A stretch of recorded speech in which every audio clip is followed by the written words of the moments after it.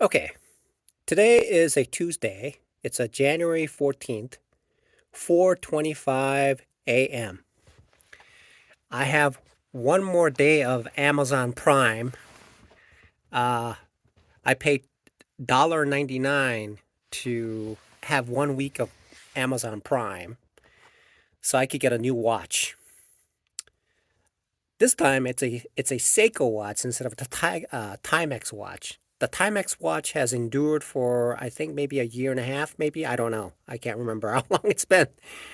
But the plastic thing just got hooked on some of the some of the stainless steel things are in the kitchen and just ripped off. So I got to replace it. Other than that, it's functioning fine. Uh, and so uh, so so that's sometimes tell this elaborate story that I just sometimes get like lost in its story. So um so I've noticed about a trade. Now I haven't I haven't really uh delved into this thing called the manifestation of a particular thing, right? It's like, when I was like when I was a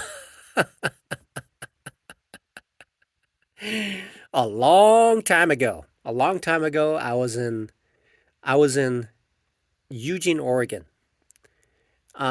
Me not being the brightest person, uh, out of the kindness of individuals who were surrounding me, gave me an opportunity to work for a startup company called Hynix.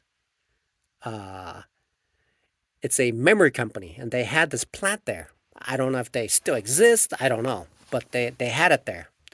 And so for the first first I think about 6 months or something like that, there wasn't much to do. And so I would be so there's a main building which had essentially the facilities which would be there to essentially essentially what did they do? I essentially to test. I think that's what the whole process is, test. Uh, I think that's essentially that's what they did. They just tested these wafers. I think to I suppose they did that in order to qualify as a U.S. site or something like that. I don't know, because these wafers were manufactured somewhere else and then like that. But to make and I I was there, but I was not qualified, obviously, because they had this thing called redundancy and redundancy analysis and using that because memory essentially is segmenting and parting these locations out and then switching in the good ones so that a large memory can be repaired. Okay. And so it's, for me, it was astronomically complex. And whenever I attempted to understand it, my brain would I would fall asleep. And I could never get that. I went into a training course and I still didn't get it. And I'll tell you what, that was not something that I could at that moment. I was not prepared to do what I was supposed to do. Now, uh, the interesting part about it is before the fab started to manufacture products, there was some downtime, and during this downtime, people got trained, went over to overseas and things like that, and then uh, as part of it, people who are still on site who weren't doing anything would would get together at night. Okay, would get together at night and then start to essentially play video games. It's called Command and Conquer. So the internet was good and the computers were good, and so during their downtime, they would be like playing video games with each other. And so that's how they spent their time.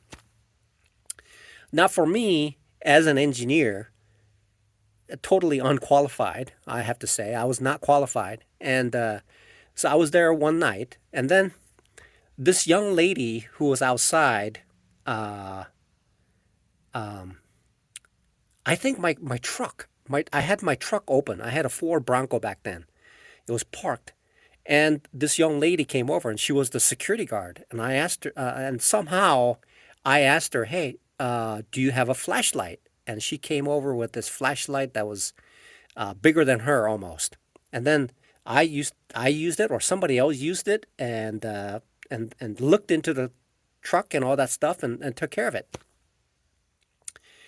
I cannot exactly remember how I was able to uh, initiate a relationship with this woman who turned out to be the mother of my two kids. But after that moment, somehow we started to go.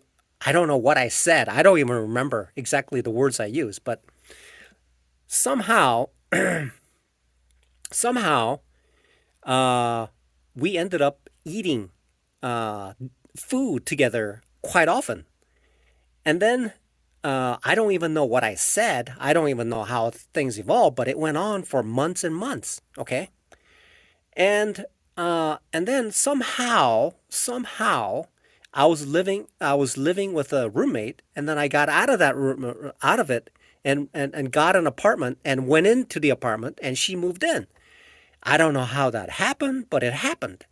And then she started going to school in the University of Oregon, and I got her a car, and and things started to evolve. And then one day she says, "Hey, I'm pregnant."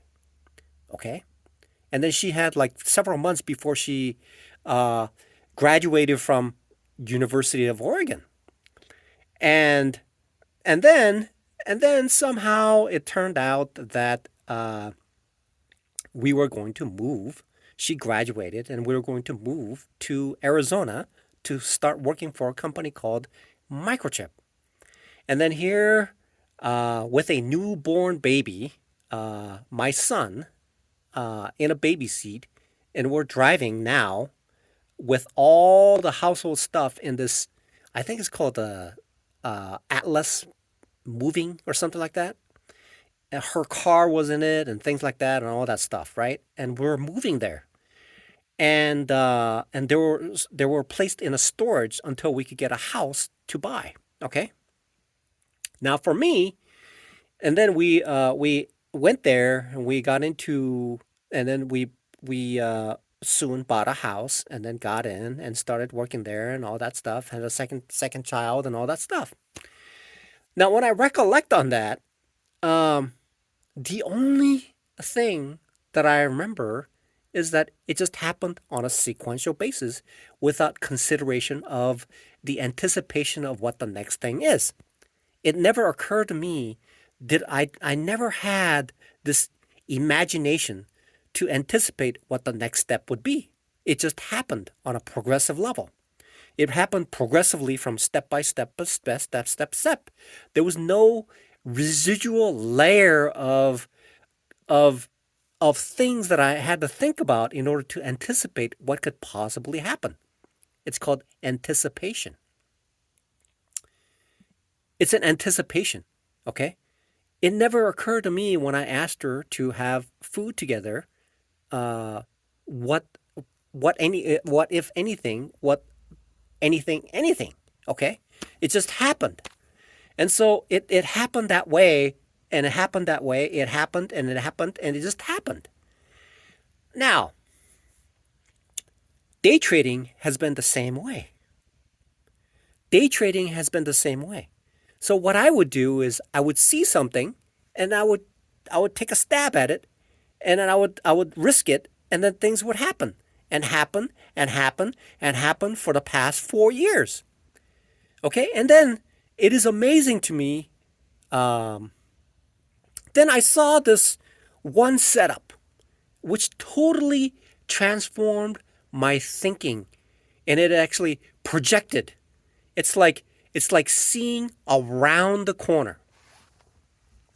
Seeing around the corner has a mechanism that is called anticipation.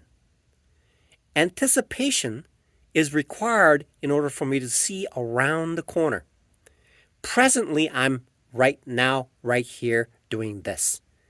But I anticipate that I will go to church soon. When I go to church, then I have to think about the certain things that I will have to do. Now that I'm thinking about it, I'm thinking about all the work that I've done as an engineer in anticipation of a new product. And then I realize that what I have to do, I have to prepare for certain things. I have to have it all in my mind and extract it and then place it into reality in anticipation of a product that will be launched soon. So then, this anticipation is something that I never really thought much about. Things just happened. It just happened. Okay, it just happened. One day I'm divorced, and then another day, a friend of mine asked me to join him in his wedding in India. So another day, there I am. Their bathrooms are really odd. I don't know, but that was quite odd. Okay, that was an odd experience. God bless America for toilet papers. I don't know, but it was. So that's what happened. So this anticipation. Then I realized something. If I am if I'm anticipating, if I am to become a really good day trader, I have to anticipate. I have to see around the corner. I have to see where the puck is going to be. Okay? The puck is going to be right over there where I'm going to take my hockey stick and then just maneuver it into the next area. Okay? That's day trading. Trading is about the anticipation of what will happen. Okay?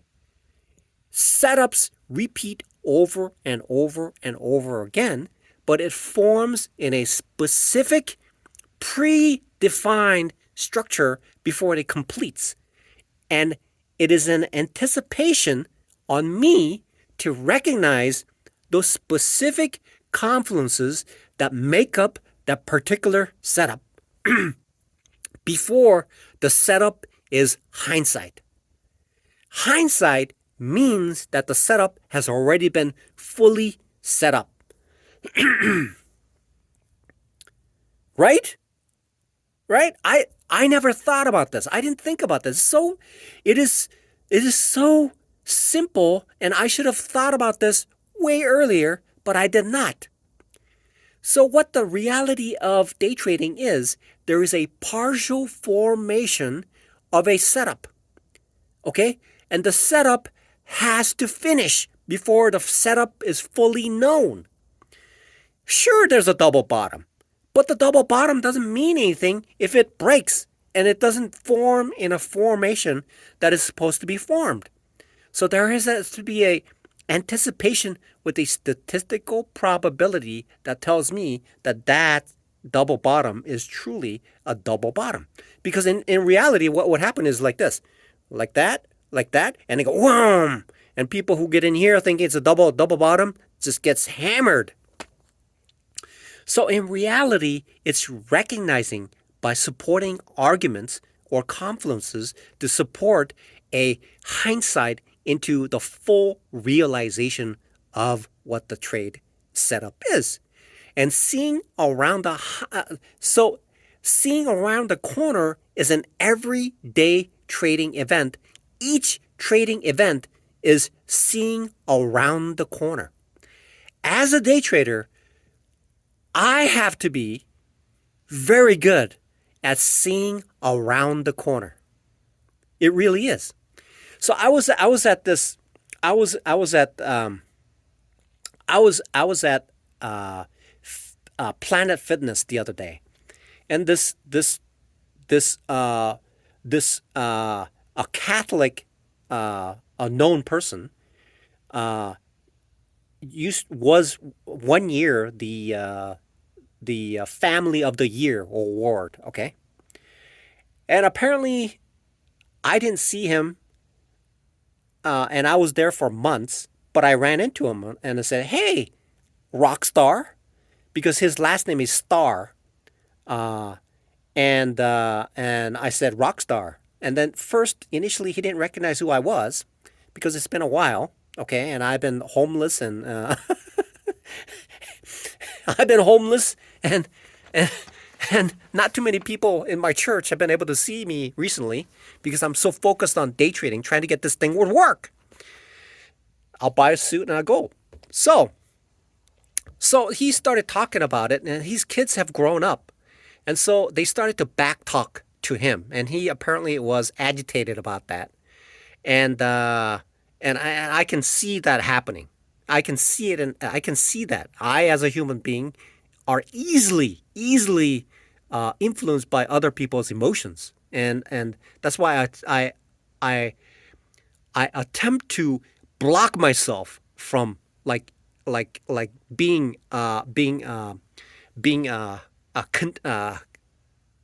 infected by other people's emotions because it'll get into me and I'll feel it. So he says that, and so now I see a partial formation. Okay, so in this everyday conversation, I see a partial formation. So next time I see him, I he's a great man. He's got many kids, and he's a outstanding member of society, and as a really good example of a Catholic member of the church.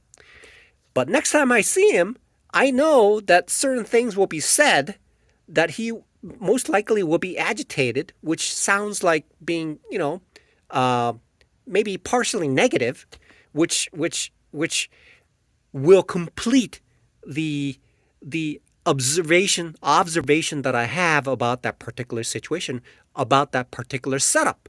And therefore, the setup is the next time I see him, I know that there is a high probability that this person will be agitated. And whenever I strike a conversation, that emotion will jump onto me, and I'll probably. So that is essentially completing and seeing around the corner. I see this. So what I've noticed about this, and I was looking at this, I didn't make that connection until then because I've seen this fish hook setup before. Okay, it's called a fish hook setup. The fish hook setup is like this. It drops, smaller candle, small candle, and then just jumps like that. I've seen this numerous times. Okay, and so what that means, I started to think about what is a setup, how is a setup formed, and then what is it? What am I waiting for? What is it? What am I looking for? What am I waiting for? What does it have to do? So to anticipate what's going to happen. And I realized this. And I didn't do that with my ex-wife. I didn't do that with my kids. I didn't anticipate like she was anticipating the children that would be born, how she was going to take care of them. One day she brought this really thick book about like Dr. Oz of something about childcare or something like that. And me being like totally, see, Idaho used to be in the boondocks. It's called a hick town. It used to be a hick town. The I grew up in Idaho. So it used to be a hick town. It's not. So I didn't know much. Okay, and one day when I was in junior high, I read this book that was this thick, and I just got a migraine headache. So I was like clueless. But she brought this. She was anticipating. She talked with her friends about how to take care of the kids and how life will be. I had never thought about that. I heard that women do this quite a bit. They can anticipate. They see, they project, they see around the corner. Okay? When they're talking to me, they look at the possibility of this person. They imagine, they have imagination. I didn't have imagination. I didn't. When I was 5 or 6 years old, I bumped my head underneath a bridge. I was knocked out for maybe 6 hours or something like that. and I have this huge gash across my head. Maybe that's part of it, but I have zero imagination or anticipation. Imagination brings forth the anticipation of certain revelations that occurs. It just happens. Okay. I suppose because I love buffets that I should have some anticipation, which is essentially is very close to the anticipation that I had when I was working last week on a Friday. Because on a Friday, Chuckarama has a fish buffet. There's major themes each day, okay? Each day of the week. And Fridays are seafood, but Fridays in the evening, it has like three different types of large meats and also has like fried shrimp attached to it along with salmon, along with clam chowder, has like tuna bake and things like that, right? So I was anticipating, and I even told my coworker that. And then when I went to work today, he asked me, how was the buffet? I said, oh, it was fantastic. Of course. I don't remember much about it, but it was fantastic. I'm an old man, and that's how it works, okay? I can't eat much. That's why senior citizens, they get a discount because they can't eat much. So that's the anticipation. So now I'm looking at this. I'm looking at this setup today, and this for the first time in my life, I have been doing this, but I could never associate what this thing is called, the anticipation of what is about to occur. Okay, and I didn't associate the word to it, even though I was going through the emotions about it. When I was 10 years old, when I was 10 years old, my last day of school in elementary school, the teacher told me, hey, you can go home anytime you want because we know your parents told us that you're going to immigrate to the United States. Okay? But I never realized it until I automatically, subconsciously went into the hall, took my shoes, and then brought it underneath and put it underneath my desk in anticipation. But I never realized it. I never became conscious of that, even though my body and my heart and my emotion was in tune with this thing called anticipation.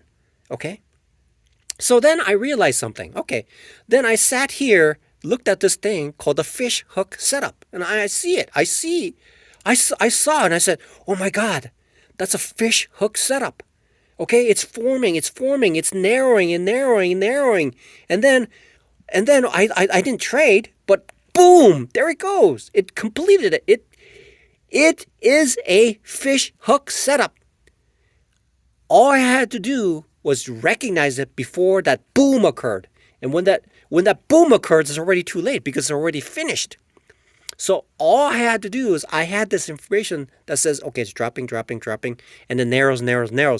That is a looking around the corner to anticipate what will happen in repeated fashion on a statistically probable manner, that at the end of that movement, there's going to be a completion of that hook. That is the anticipation. Then I thought to myself, professional day traders talk about, okay, many people, they trade around levels, okay? I've seen this with documented professionals who have levels that are like this, and then the price moves up, down, respecting that particular line of levels that occurs, and so they trade around that, and so they must have some sort of anticipation of what will happen, and so then I thought to myself, the fish hook looks like that. Okay, so if vast majority of, and even the fish hook is dependent on a level called the support, because it's reaching the area of support where it's going to bounce. It's going to just bounce, okay? That's what's going to happen. It's going to bounce. Okay, it's going to start to bounce, right? It's going to bounce off the support area, okay? My hand was like fogging up the camera. Anyway, So then I thought to myself, okay, so then I heard somebody said this, but I didn't put much weight onto it. And he was being interviewed on these YouTube channels about, and it says, what's important is what is going to happen around uh, certain levels. That's what's going to happen. So, what is it going to happen? What's going to happen? Is it going to go punch right through, or is it going to go to it, and it's going to behave in a certain way that tells what's going to happen? Okay, is it going to drop and it's going to go sideways, or is it going to drop and it's going to go bounce, or is it going to go drop and then drop? Okay, so that's the three different possibilities of each and every one of these levels within the price action. Okay, so that's the anticipation, and I never placed a specific singular word behind the things that I am doing to make the right trades until today, until I saw the fish hook. Even though I had some sort of an idea that when certain things do occur at a certain region, I had never, because what I would do is I would sit here and I would look at it, and when I see it, then I take it. But I've never actually imagined that when the price is doing this, that at a certain point it's going to do certain things. Then I can say, oh, something is going to happen. Something is going to happen at a certain point. But I never actually anticipated the possibilities of what's going to happen. But now, because when I was see it, oh, it's there, I take it. That's the way that I've done it for the past 4 years. I see it, I take it. I think it is, and me being an amateur about it for the past 4 years and have been looking at this things in a subjective manner, it caused me to see things incorrectly. But now that I'm seeing it more and more on an objective level, I'm able to anticipate. Now, what is important? What is important now is now I'm recognizing certain behaviors of the price at a certain region. Okay, and if the and certain behavior of very strong momentum of a particular very very powerful movement that it does. Like today, uh, UJ was trending and EG was trending. I mean, it was just trending. It was just going up. It was going up. It was just straight going up. It's behaving a certain way, uh, completely ignoring completely ignoring the past support and resistance areas. It just kept going up. It kept going.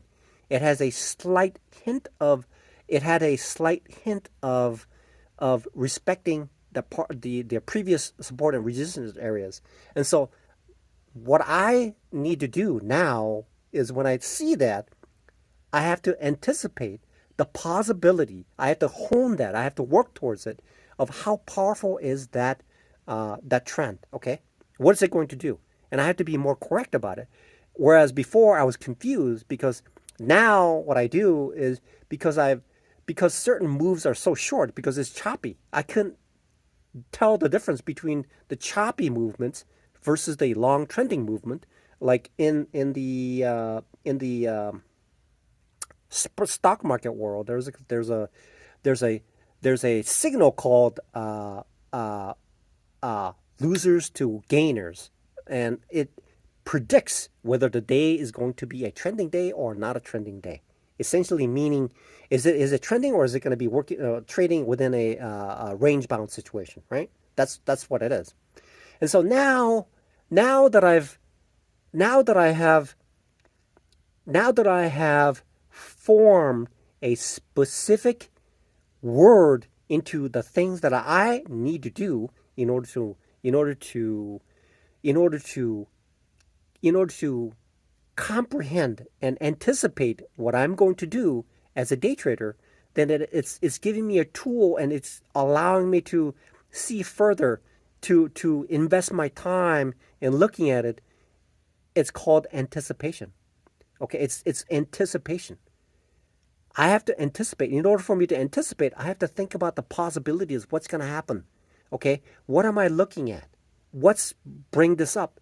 And SMB Capital has this. They do this quite often. They have like quite a few of the confluences that they select, and they assign a certain apparently play of the day or something like that. That's how they do it because they know that they anticipate that the particular stock in focus will do a significant movement, and that's where significant gains will be made with a significant volume because that's where significant activity will occur because they anticipate it. Okay, so now I'm looking at the forex and I'm trading it, and I see this fish hook, and just based on that formation of the behavior of the price and its candle as it moves, it clearly makes the invisible portion of the support area to be visible. And once that it reaches a certain point where that springboard action occurs and it just shoots up, it completes a fish hook. And once that is the anticipation. Then what I need to do is when I look at these candles, what am I looking for? What am I waiting for? As a as a as a scalper, what I was doing is I was looking at it. Okay? And then what I saw is that okay, if it does this, I get in like this. But I never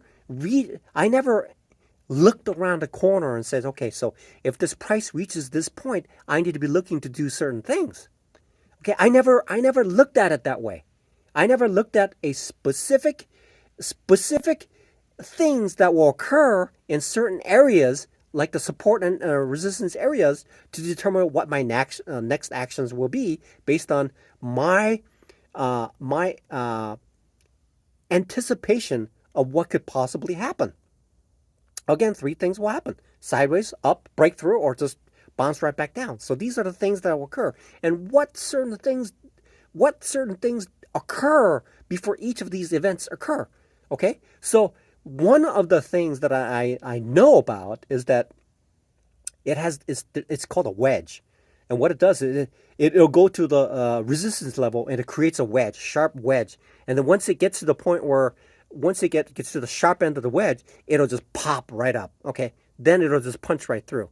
I can see that happening. Okay? That is an anticipation. That is an anticipation. So I need to, now that I see that I have essentially vetted out this thing and what my job is to anticipate what the next thing is. As a day trader, I have to become extremely good. I have to be extremely good at looking around the corner. Okay? It's right around the corner to be a consistently profitable day trader.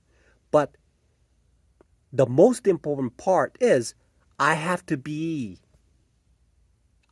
already be looking around the corner to get around the corner. I have to be really good at looking around the corner in order to go around the corner. In order for me to do that, then I have to understand this word called anticipation. Anticipation. People talk about like, what did they say? They hesitatingly use the word called like predicting, right? They use the word like predict or something like that, right? But it's fairly accurate, but it's and I use the word called anticipation. What am I anticipating? What am I anticipating? And is also synonymous of predicting what's going to happen. Okay?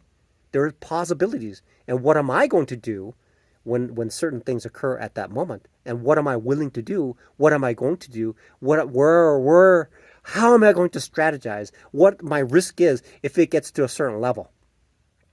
And that's what Al Brooks is talking about. He says that once I get into a trade that is close to a support area, then my risk is low. Risk is low. But if it's further, the risk is higher because it's already moved away, moved into a trend. So when I get in, it could drop and it could cost me a lot of money because I have to put a stop loss below where the support is. And so if it drops below there, then the risk is high. But if it's closer, but the closer it is, the the higher risk it is for it to drop. Okay, even though the even though the amount of risk is less, but the overall process of trading is higher. I anticipate that. Now I see. Okay, so the Catholic deacon that used to be my spiritual director is a uh, loves words and what their meaning is, and I can see that now. I can see why he loves words because the word anticipation is a very powerful thing that I need to know. I need to become a professor of. I have to become a PhD of anticipation in order to see around the corner on a consistent basis. To be consistent, I have to be able to see around the corner. And this reminds me of uh, Hercule Poirot or something like that. And he's on these series about his keen insights into certain events, and he unravels stories behind people because he has keen insights on what he sees on an objective level to tie things together to create a thesis, and he is the best at it. So